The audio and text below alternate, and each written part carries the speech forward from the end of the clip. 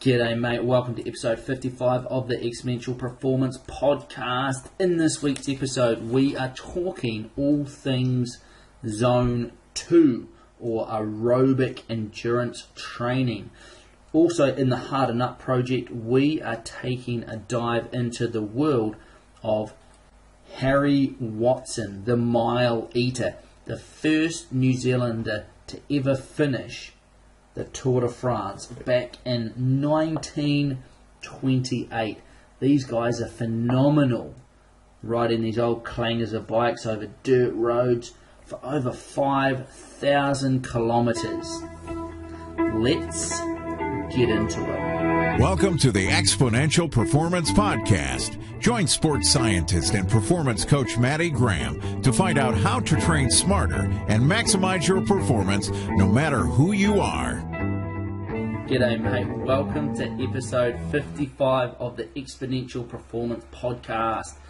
Nick, it's good to have you here mate, what's been happening? Had the Motatapu on the weekend, Matty. And I will have you know, I did not cramp in any river crossings. No cramp. So it's good to know that. Are you? I can't remember what we put on that. It's all right. We'll see how I go in the Epic in a few weeks' time with a cramping situation. Can't even hard enough if you didn't cramp. Still had more to give you, see. You didn't push yourself. Apparently so, but I did sneak on the 3 hours bang on and 57-second mark, so probably could have had a little bit more to go to push myself, right. But that's right. But no, it was good. Could have given a couple of % more. I could have, but no, it's a good race. Fantastic event that they run over there on the Motatapu, and if anyone in New Zealand or out of New Zealand actually has ever looked at doing it, prior to the event, I would have said don't put your money on it. But having done the event, I would certainly say do it. It's a fantastic event, so I thoroughly enjoyed it. And got to set myself a new heart rate threshold according to Training Peaks in the race, so that kind of just helps to show how hard I was going. And my sodium preloading strategies worked as well because I didn't cramp, so we'll take that. Nice, even though potentially sodium's not always related to cramp, but maybe a story for another day. Maybe. I'll let you away with that one. I hear that you found a new performance enhancing strategy for the weekend as well. Did I? I hear that bikes work better when they're not locked to the top of a car. Yes, I may have had a slight incident getting an hour down the road and leaving some keys behind to unlock the bikes off the roof. Luckily for me, I still got to race. Unfortunately for my mate who I had with me, he had to forego his race but joined in the bike race and managed to beat me by about 2 minutes. So that might have been his reward or his payback. Nice. No, well done mate, and well done to everyone out there. I know there's a lot of EPC athletes and athletes that were following the EPC Motatapu training plan. So, well done to everybody. It was a cracking day for it as well, wasn't it? It was actually. It was probably perfect. We were a bit warmer at the start. On top, it was fresh, but a small headwind.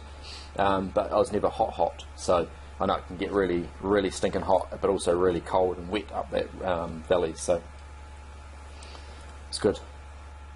Excellent. Alright guys, we're going to get straight into it today. I just want to, before we get into training zones, Zone 2 that we're going to talk about this week, I just wanted to follow up on some questions that I got about last week's episode when we were talking around heart rate training zones in general and field testing. Now, the biggest thing is I got a couple of questions about what about the zones that my Garmin or my Polar give me straight out of the box. So if you get a device, what's going to happen is it's going to ask you for your age, for your training history. It's going to ask you for a bunch of different metrics, and what those do is they go into there and they come up with a formula, which is essentially just your age predicted heart rate max, and then it uses that to give you some training zones. And so don't use those training zones. They're based off general population norms, and they're good for the general inactive population. But if you start to do even a sniff of exercise, especially as you get older, these norms don't usually hold true anymore.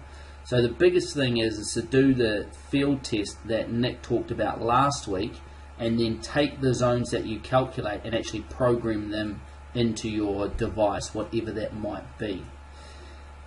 Now, you also need to do the field testing for individual disciplines. So if you're a triathlete or a multi-sporter, you can't just do one field test and use that heart rate zone. Let's say you do it for running. You can't go and use your running heart rate zones for biking or for swimming or for kayaking, because there's a difference in heart rate between each discipline due to the amount of muscle mass that you use and also how much your body is fighting gravity. So normally what happens is your running heart rates will be the highest because you're upright, you're working against gravity to get the blood circulating around your body. Next lowest will be your biking heart rates. They'll be a little bit lower because you're seated, you're not actually supporting your weight, and those will be roughly about 10 beats lower. And then in the kayak, they're about 10 beats lower again compared to biking on average. And then swimming will be lower still because you're flat in the water, and the water actually squeezes all of the blood to help it around your body, so your heart doesn't have to work as hard. So the key to that is make sure you do a field test for each discipline to get your heart rates dialed in. If you don't want to do a field test, there is actually a tricky workaround. If you don't want to do a field test, but you have accumulated a lot of training data, either in Strava or on Training Peaks, what you can actually do is go back and have a look at your training graphs and pick out that 20-minute heart rate, your peak 20-minute heart rate from however long you've been collecting the data, and you can use that in your calculations for your training zones, because that's going to be, your threshold heart rate. Ideal if you go and do a field test, because we don't know how old that heart rate data is, but it's a good place to start. And that was pretty much everything I had to talk about from last week. If you've got any other questions that you want us to clarify, because we do cover a lot of ground in some of these episodes, if something didn't quite make sense to you, feel free to hit me up and we will dig into it a little bit more. But without further ado, let's jump into this week's training zone, which is Zone 2, all about aerobic conditioning.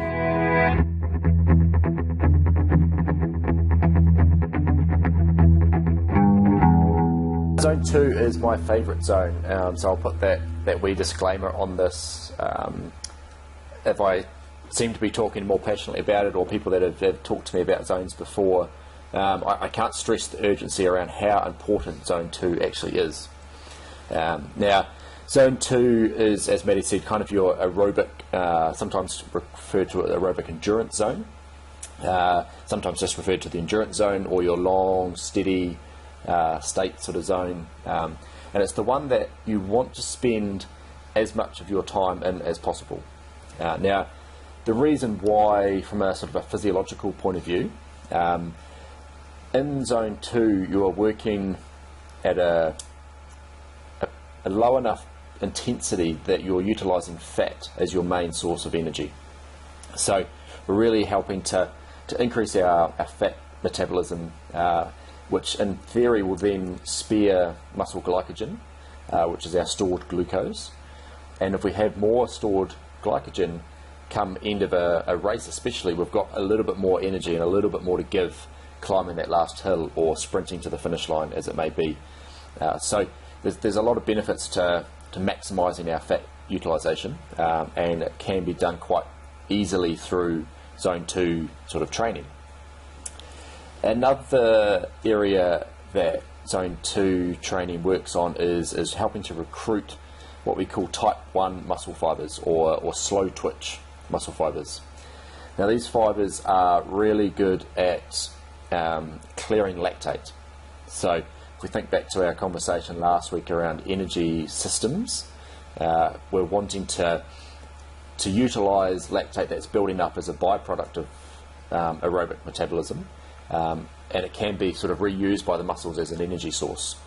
And I'll let Matty explain how that kind of works, as his explanation before we started this blew my mind. Yeah, so if you remember back to last week, we've got our anaerobic energy system, anaerobic glycolytic pathway, and the end product of that is that pyruvic acid.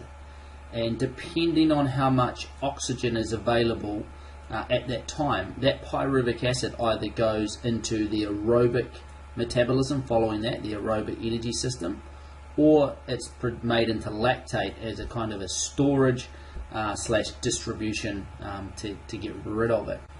If you're going in zone 2, there's plenty of oxygen available, so that pyruvic acid flows straight into the aerobic energy system, and the aerobic energy system gets run more times, more often, and it's that sustained usage of the aerobic energy system that stimulates the adaptation. So if you're going just a little bit harder, let's say in zone 3, you wouldn't think it would make much difference. But what happens is every time some of that pyruvic acid comes through the anaerobic energy system to start with, there's not as much oxygen available as there was before because of the work rate. So some of that gets made into lactate, and not as much of it goes into the aerobic energy system. So you're running the aerobic energy system less times because some of it has to get shuttled away because there's not enough oxygen to meet the demand. So you can imagine that your pyruvic acid drops into that aerobic energy system, it runs a full cycle of our aerobic energy, and then it gets more efficient at doing that. Some of the other physiological adaptations, because I'm all about physiological adaptations, Nick mentioned that you get better at metabolizing fat, and that happens because you get more enzymes that are associated with fat metabolism. You get more mitochondria, which is where this aerobic metabolism happens. So the mitochondria get bigger, and you get also more of them, which is pretty cool. You also get an increase in blood volume, so you get more red blood cells, which helps transport that oxygen around. And you get an increase in the size of your heart, so the pump, to pump all this new blood around as well. You only get that though, not only, but you get that mostly by spending time in this aerobic zone 2. So what actual percentages are we talking about, Nick, when we're talking about that zone 2 training zone? Cool. So if we think back to last week, we set ourselves a threshold heart rate from our field test. As a percentage of that threshold heart rate, for like a run zone 2, you're looking at around 85 to 89%. And for biking, it's about 81 to 89%. So it's a relatively low heart rate when we look at it compared to threshold, and obviously even lower if you're used to using max heart rate.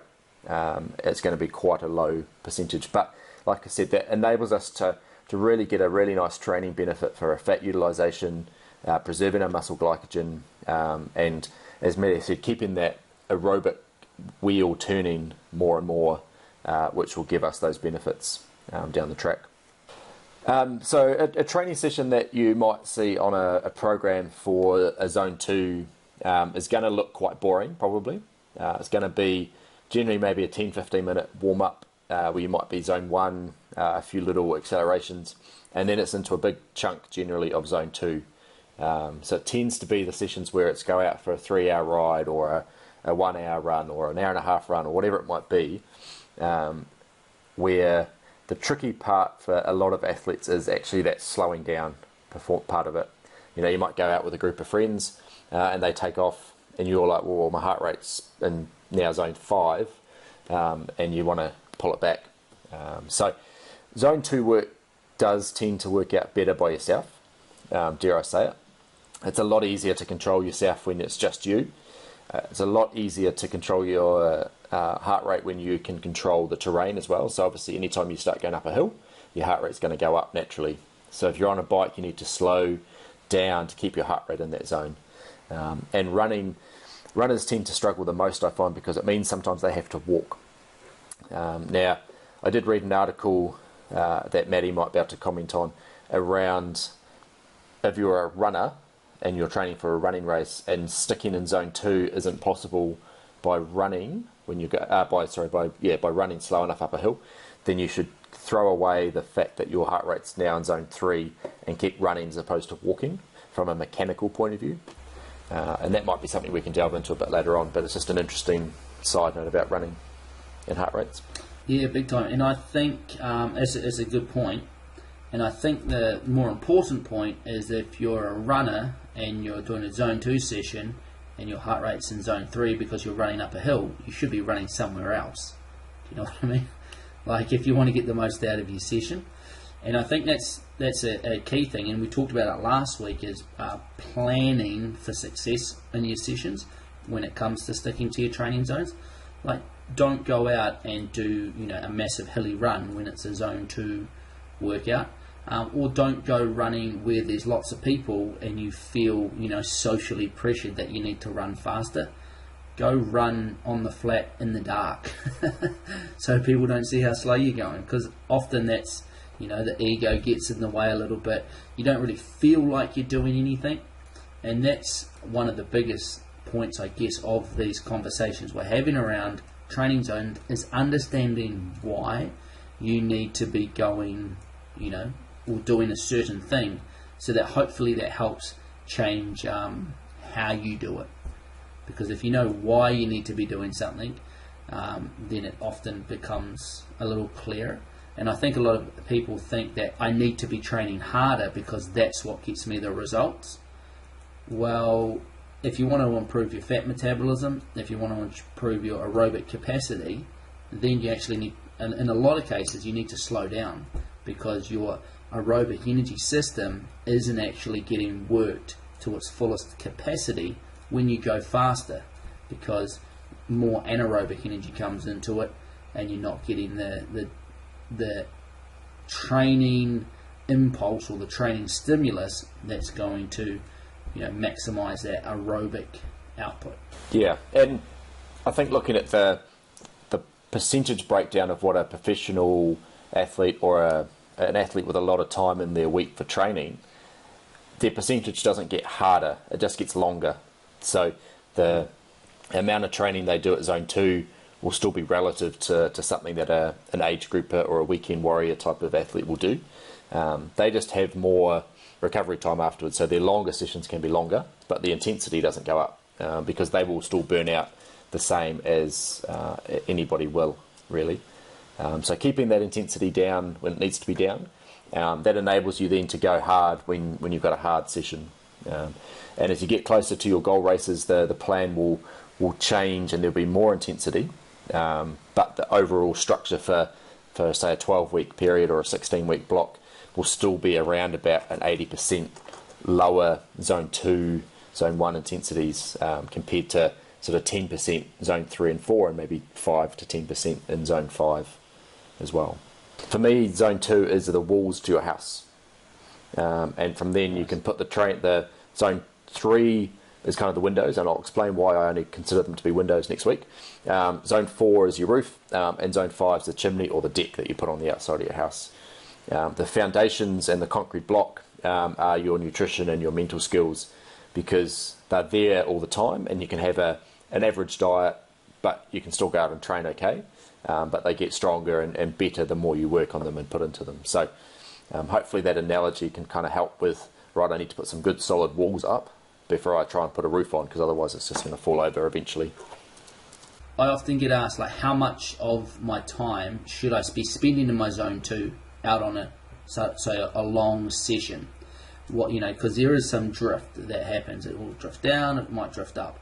And what I like to say is you want to spend the majority of the time in the zone, whatever the zone might be prescribed, because there is some drift that happens, and planning our route can help with that, avoiding too many hills.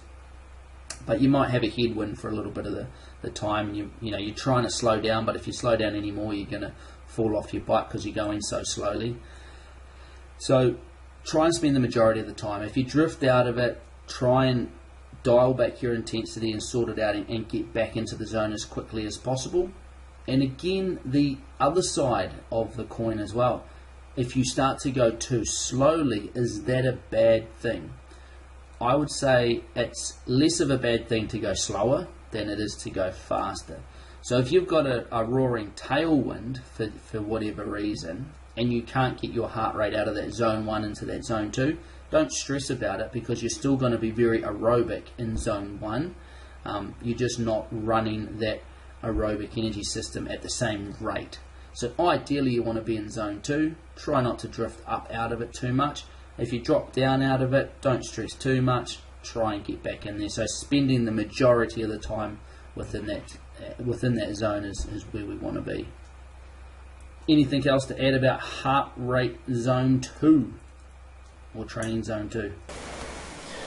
No, I think for now that's a good cover, and I think as we move into zones 3 and 4, the whole picture will start to come together for people. So best thing you can do is just go out there and do those field tests, find out your zones, set them up on your Garmin, Polar, Zinto, Wahoo, whatever you're using these days, so you know what you're doing when you're out training. But also, don't feel like they have to restrict you. If you want to go out for a ride with your mates and go hard and, in a bunch race or a bunch run, do it. This isn't something to be structured to the point where you're very military, but it's a way to utilise training tools that we have to get the most out of your training if you want to. Now, just the other day, I had someone asking me about, they had a friend that they wanted to do a marathon, hadn't done much training in the past, and they wanted to get a training plan, but they didn't like the options of the personalised training because it was a little bit out of their price range. And they said, I remember you talking about training plans on the podcast. Where do I get them from? So if you cannot remember, exponentialperformancecoaching.com/plans, which is where they will all be, just head over to the Exponential Performance Coaching website, and up the top there's a wee tab up there that says plans. Click on that.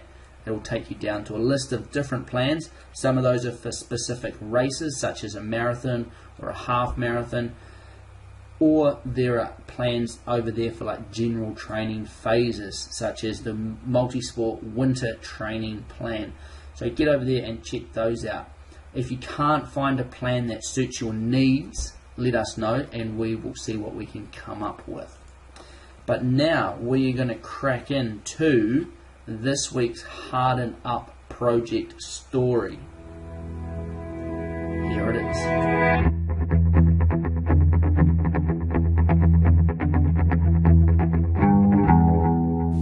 His bicycle had become a crutch. Leaning against it, he gazed up the twisting mountain road. Behind him, over 3,500 kilometres of France had already passed beneath his tyres. Ahead, almost 2,000 kilometres remained. It was too far. He wanted to quit.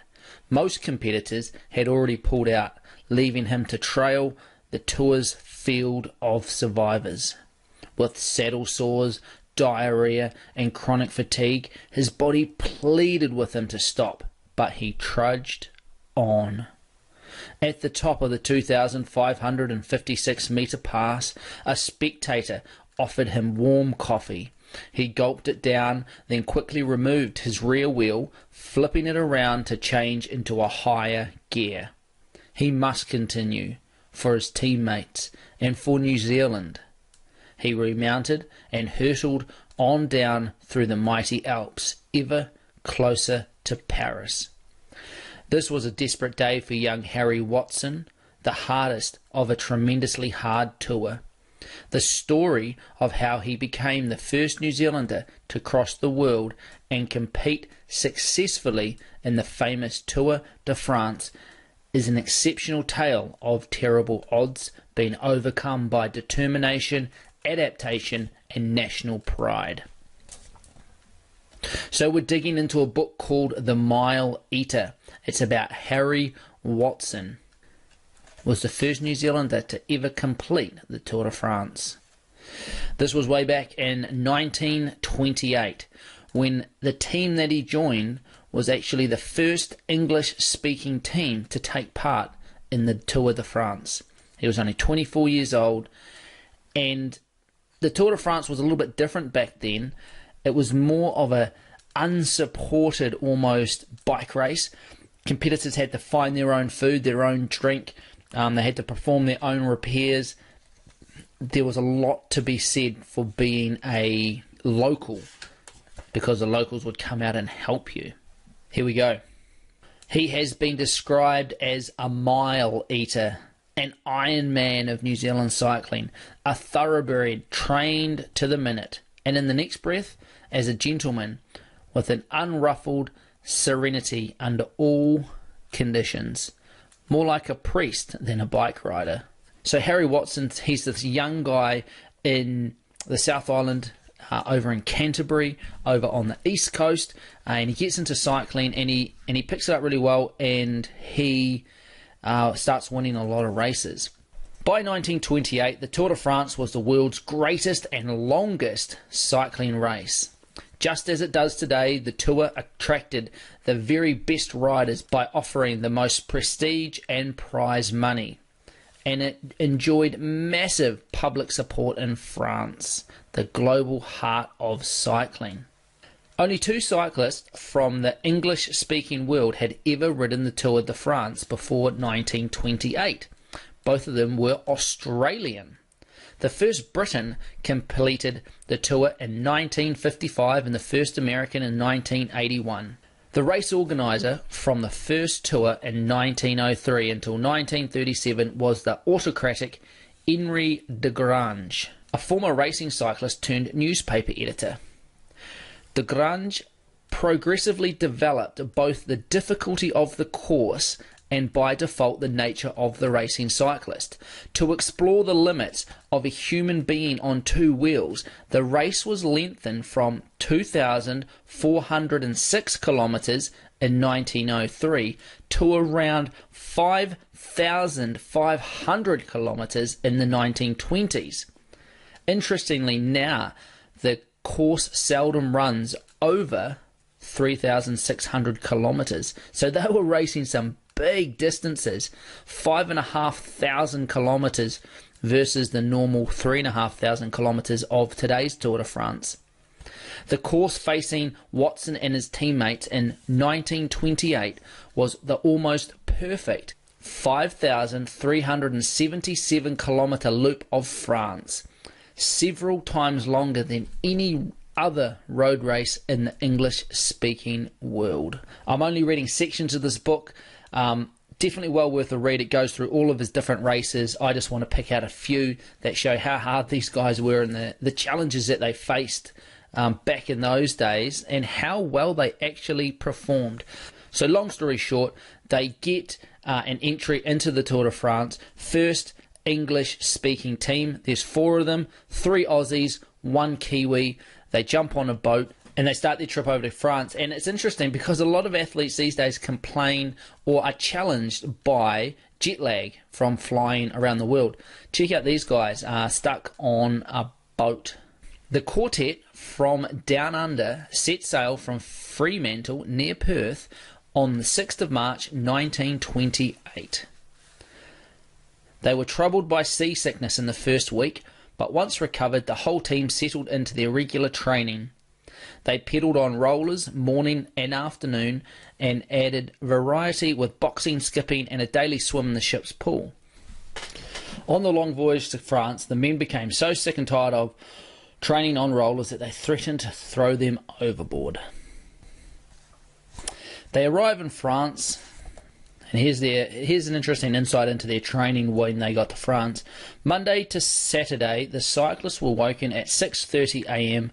and after an early breakfast, they straddled their machines and ventured out onto the quiet rural roads. They followed a consistent training plan of 65, 80, 80, 100, 100 and 145 kilometre long rides. In the afternoon they relaxed, often enjoying a walk in the woods or a game of volleyball. Everybody at the camp was expected to be in bed with lights out by 9:30 p.m. Sunday was a day off. So there we go. Interesting. They've even got the training loads and recovery nailed way back then. They've got some variation in their training. They've got some lighter days in there after their long ones, and they've got recovery days in the mix as well. Sounds like a pretty solid training program in all. So their build-up's over, and here they are at the start line. At last the day had arrived. On the summer morning of 17 June 1928, 169 of the world's best riders rode slowly through Paris, past thousands of ecstatic fans, for the first stage of what Hemingway then called the greatest sporting event in the world. Here's a little bit of a excerpt about the what they call here the cutting edge gear and nutrition. Riders carried 2 spare tubulars, one under their saddle and the other over their shoulders. The pumps were new to Watson. Each man carried a compressed air pump in a long race, with sufficient air to pump up 4 tyres. The result is that a puncture can be mended and the rider ready for the road in about 2 minutes. Goggles were new too. Watson found them hot and uncomfortable, but the roads were dusty and often the light was glaring.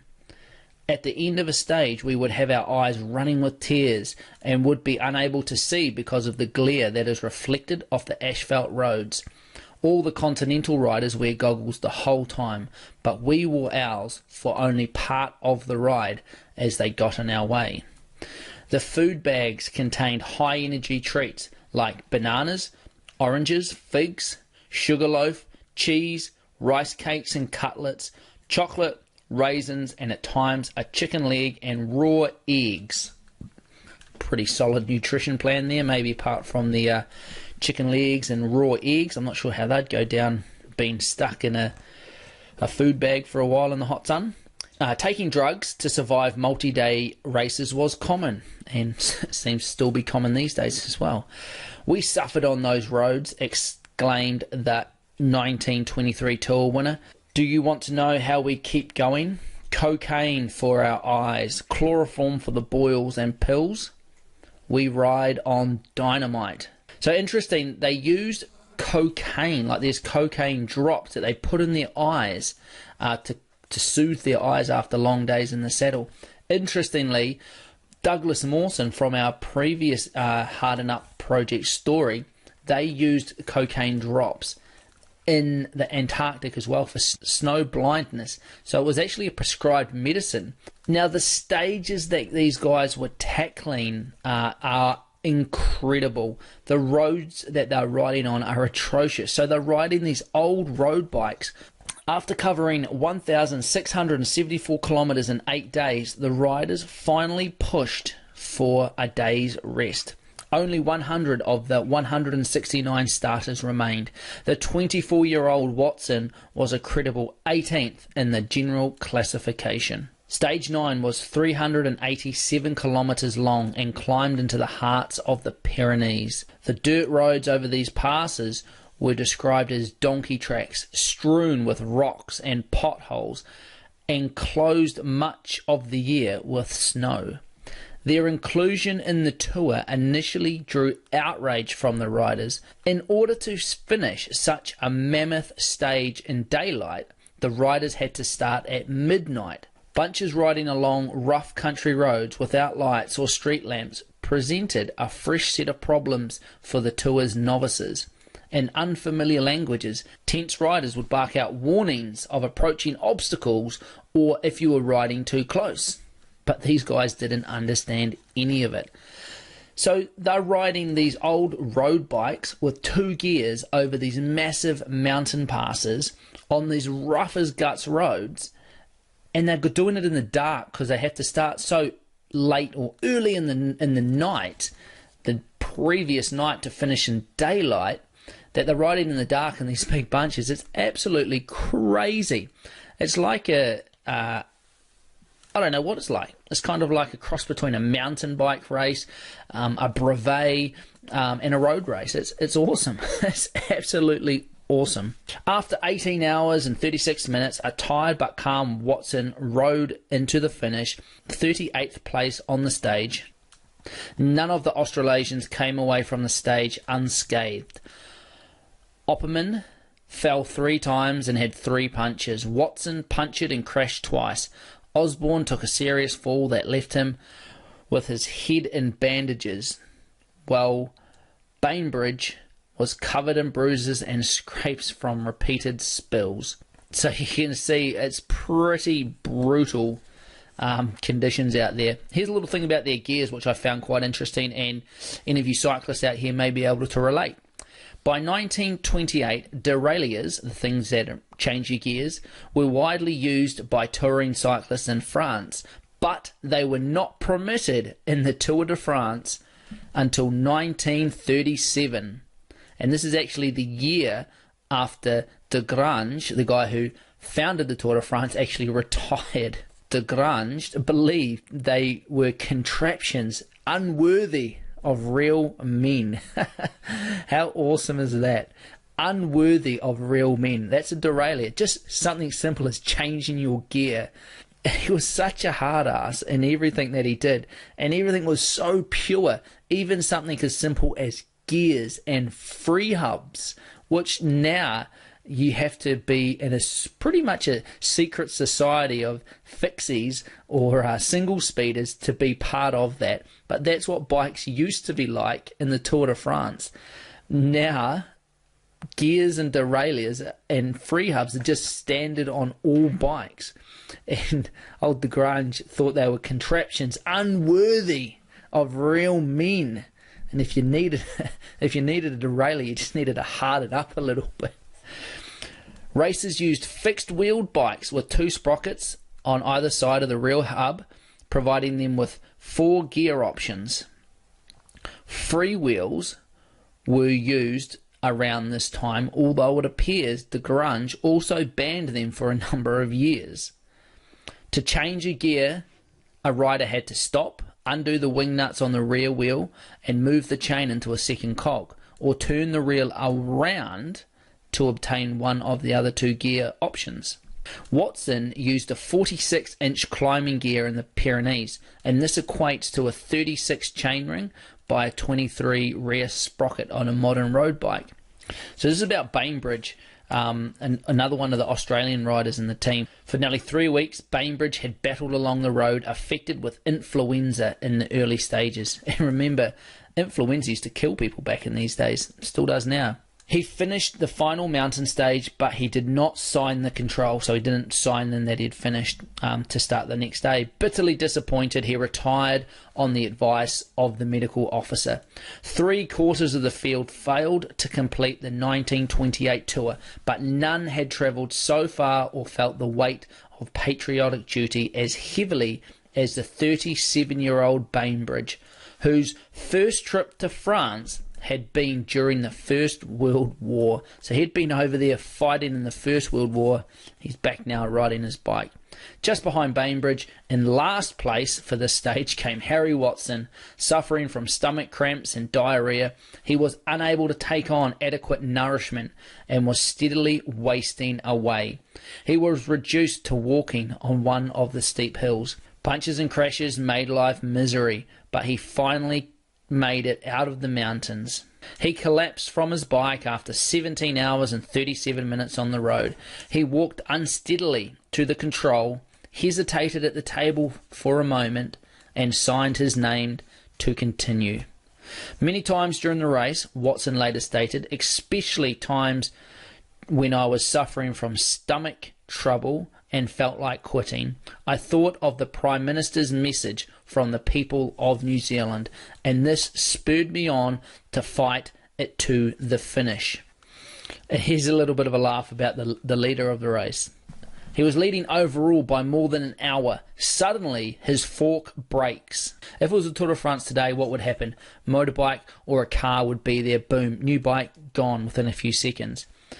Not in 1928. He frantically searched for a replacement bicycle, but could only find a woman's roadster. It was far too small for the 6-foot champion, but still faster than foot cycling, as in walking or running. Paced by his loyal team who had waited for him, he raced it for the last 100 kilometres of the stage. He was half an hour behind on the stage, but retained the yellow jersey. How brilliant is that? Just your bike breaks, so you find another bike, and it happens to be a woman's bike who's way too small for you. It's not even a racing bike, and he rides it for the last 100 kilometres. These races were absolutely insane. Paris at last. After a month in the saddle, the start of the final stage to Paris was a celebration. We were overjoyed when we came to the start of the last stage into Paris, said Watson. At last, the trials and tribulations of the past month were nearing a year. Although the 330 kilometres might seem a lot for the final stage, it was softened by a mass start. For most of the day, the 41 survivors rolled along, enjoying the view, joking with spectators and swearing to each other they would never do another tour. So the last stage is still 330 kilometres. Imagine that. Most people haven't even ridden 330 kilometres at all. Imagine riding 330 kilometres after you'd ridden 5,000 kilometres on these atrocious roads on these old school bikes. Watson had finished 28th overall with a time of 209 hours, 42 minutes and 50 seconds. His average speed was 26 kilometres per hour. Watson was satisfied. The tour had finished at last, and in my opinion, our team had done exceptionally well. From end to end, it had been a supreme test of endurance, a test that has tried out the men and their machines, a test that stands unparalleled in the world of sport. The really cool thing is that these guys went over there fighting against all odds. Their team had 4 riders in it. Other teams had 10 riders. And what they allowed these other bigger teams from the local area or French teams is they actually traded out riders halfway through the race. So they had fresh riders coming in to support their lead men, whereas these other guys were just battling away by themselves. It's just an awesome Anzac camaraderie and this ability to do more with less, and when the going gets tough, pull out all the stops somehow and make it happen.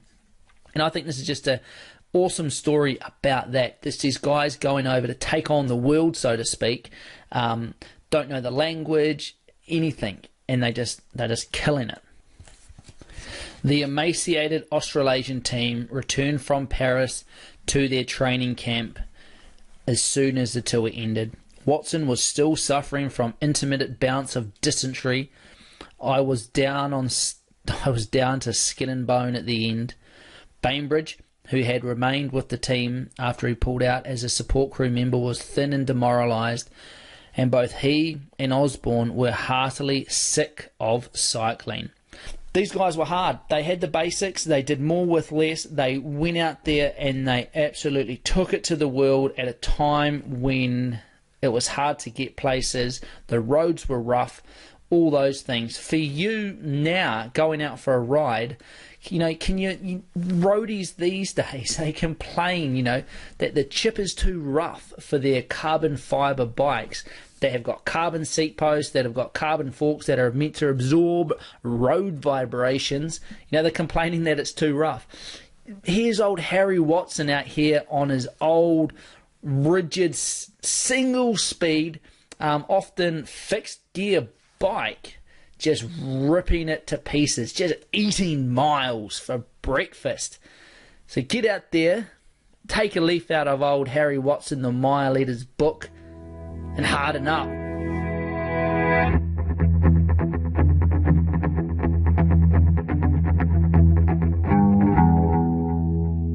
So, Harry Watson, the mile eater.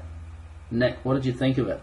It blew me away, actually. I've never heard of Harry Watson before, and I haven't really had too much to do with the Tour de France from an earlier point of view in terms of the distances they rode, the sort of bikes they were using, the conditions they were in, and so forth. I knew it was a lot tougher than it is now, obviously, and that they rode some pretty interesting bikes, but it was a really good eye-opener into the experiences people had, I guess, at that stage, the distances they were riding, and how far we've come in terms of altering our gear and our nutrition and our travel, but how soft we've become in terms of how far we're riding and the conditions we put these athletes that are now paid truckloads of money to do the race. Yeah, I was I was blown away, largely with the distance, because the distance is phenomenal, like 5,000 odd kilometres. The most I've ever ridden was the Tour of Aotearoa, which is self-supported, and I kind of likened it to what the story was about, because we were on some very rough roads. It was mountain biking though, so we had a bike that was better suited for it. But that was 3,000 Ks. I just can't even imagine 5,000 Ks. But the thing that really got me was that the old gear, the rough roads, the terrible conditions, and what they were up against in terms of, like, the French completely stitched up the whole race to favour the French. Like, I covered it in there that they were only allowed a certain amount of people in their teams, but the bigger teams, they were allowed to sub people out of their teams halfway through, bring fresh riders in, whereas the smaller teams, you couldn't do that. So it was pretty awesome being the first English-speaking team to ever head over there, and only 2 other English-speaking people had ever done the race. But the thing that really surprised me was actually how fast these guys rode on these rough roads and terrible bikes. Like, his average speed for 5,000 kilometres of rough road, including the Pyrenees and the Alps, was 26 kilometres an hour, which is phenomenally fast. And it doesn't really stack up next to the Tour de France riders of these days, because the roads are obviously sealed. There's a lot of different team dynamics. You don't have to stop and take your wheel off to change gear anymore. So all of that is factored into that 26 kilometres and 26 kilometres an hour. And his riding time was 209 hours. That's ridiculous. Riding at night with no lights. Yeah, that part blew me away. Yes. Man. And having to start at midnight, or the midnight the night before, so you could finish in daylight, because these stages were so long, like 18-hour stages. I've ridden my bike for like 20 hours, 24 hours, and you're completely destroyed at the end of it. But then to get up and do it again, and then do it again, and then do it again. I mean, they were regularly riding 300 plus Ks a day on these rickety old bikes with with terrible roads. Yeah, it'd be amazing to take, the top 5 professional teams from now and put them on older bikes, older gear, cut their support, and see how they went. Yeah, I'd say there'd be a few tantrums. Yes, that'd be one way to describe it. How do you charge your Di2 when you're out there for that long? Yeah, or your wireless heart rate, power, Yeah, and like with what was his name, Henri de Grange. My French is terrible, but the organizer of the Tour de France on those early years, he just made the race longer and harder to test these guys, and I just love how he was so ruthless. He was like, any new technology is like free hubs. Nah, we're not having free hubs. That man, you got to be manly enough not to use free hubs or derailleurs. What did he even call it? I'm going to get it and quote it. Contraptions unworthy of real men. He was just the king of hard enough. He just loved to keep it pure and hard. One really cool thing I found while having a wee Google around the place was Phil Kogan, who was the presenter of The Amazing Race. This guy actually, a couple of years ago, he got together all of the old bikes, the same ones that Harry Watson and the guys used, and he got all the original gear, and he did a lot of research around it, and he went and retraced the 1928 Tour de France that Harry Watson rode, kind of in his shoes, because Phil is an expat New Zealander, and he kind of does these weird little missions that he does about recreating some old sort of experiences, and it's called Le Ride. and it's pretty cool. I haven't seen the whole thing because you've got to buy it on YouTube, but I found little snippets in different days and that sort of thing, and it's amazing how hard it was to do this ride. Even, you know, now with really nice paved roads for the largest part, on these old bikes, he was riding down the cobblestones at this in the first stage in Paris, and his comments were like, I feel like the bike's going to blow to pieces on these cobblestones, because all like the aluminium drink bottles that they put on the front of their bikes were rattling around, and you felt like it was all going to blow to pieces. But well worth a look if you're looking for something to check it out. So I guess a little bit closer to home, there's an article that popped up on a news website this morning about a guy from Christchurch. His name is Andy Beale, if anyone out there knows Andy and wants to give him a shout out from us, it'd be quite interesting to talk to him. But he is about to undertake a race called Le Race, which is from Christchurch to Akaroa. I believe it's about 105 kilometres over a couple of decent sort of hilly, I guess New Zealand mountain sort of passes. And he's doing that on a vintage bicycle, which was built somewhere between 1916 and 1921 with wooden wheel rims. It was initially built as a track bike, so it had no brakes and one gear. So he has had to put some brakes on it to make it legal for the race, but he is going to ride that on this 105 kilometre race in a couple of weeks down in Christchurch. Yeah, he's a bit of an animal actually. He does some really long, hard rides, like Everesting. He's done a number of Everestings, and one like on a real small wheeled folding bike, I think, like just crazy stuff. He's an animal. Nice. We definitely need to talk to him at some point. Yeah, that would be cool actually. And I think it throws a really interesting conversation in there around gear, and I've been very guilty of this in the past as well. You know, I have to have this bit of gear and I've got to have these shoes and so forth. And thinking back to the Moto Tapu a few days ago, I was biking past people in gym shoes on flat pedals, you know, and here's me on my cross-country shoes, my, you know, carbon fibre shoes and really skinny wee pedals, and thinking, man, these guys are just out there doing it. They're doing the same race as me, working potentially just as hard, having just as much fun, and they're in a flat pair of shoes. There was one guy in a pair of Crocs, you know, like, how awesome is that, you know? And I think sometimes, especially as athletes, and I'll quotate that, we get carried away by having to have the gear and have all the, you know, the GPS watch and the computer this, and we forget about just actually going out there and riding hard within ourselves. So it's a really timely story, I guess, to reflect on gear that you don't need. Just get out there and do it. Yeah, I like it. Yes, and for all of those listeners that are, you know, from New Zealand and from Australia, it's kind of that Anzac spirit that we've been brought up with, that New Zealanders and Australians often go out there against the world and do more with less. We have to make do. We're a pioneering nation. And no matter what country you're from, if you look back in your history, that is what people were like. You didn't have everything available, so you had to make do, and you just went and did it at the best of your ability. And it's all about hardening up. And remember, hardening up is not about suppressing your emotions and manning up. It's not about being physically violent or aggressive towards other people, telling them to harden up.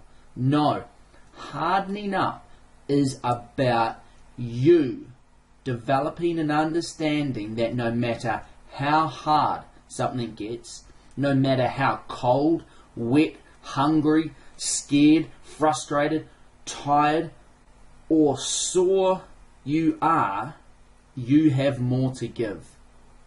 How do I know this? Well, I know this because others have been there before in many challenging situations, just like we heard about today with Harry Watson. You have more to give. Dig deeper, harden up, and get on with it. Remember, it's not just in training where this applies, but also in life in general. Harden up and make that call. Harden up and stand up for what is right. Harden up and follow your dreams.